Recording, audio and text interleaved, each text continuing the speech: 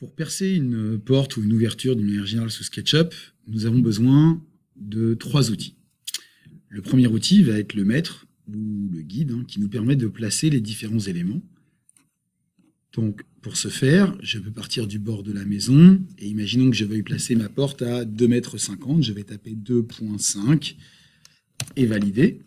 Donc, j'ai un premier trait à 2,50 m.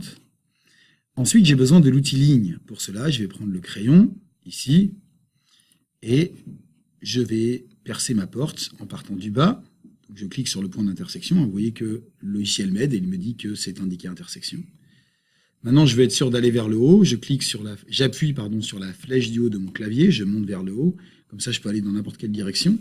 Et puis, la hauteur d'une porte extérieure, c'est souvent 2,15 m, que ce soit une porte ou une porte-fenêtre. Donc, 2,15 m.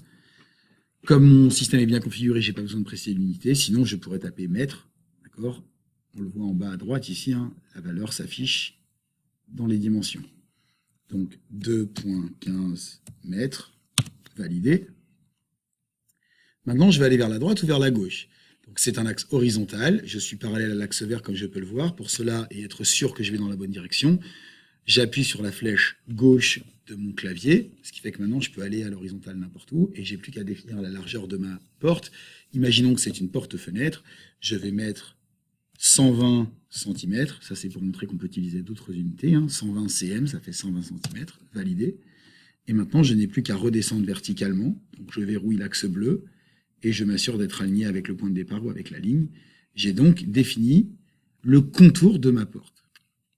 Je vais maintenant la percer. Pour cela, j'utilise l'outil pousser, tirer, push-pull en anglais. Je viens me placer sur la zone intérieure de la porte, qui apparaît maintenant avec des pointillés dessus. Je clique dessus et je pousse. Je veux pousser vers l'intérieur.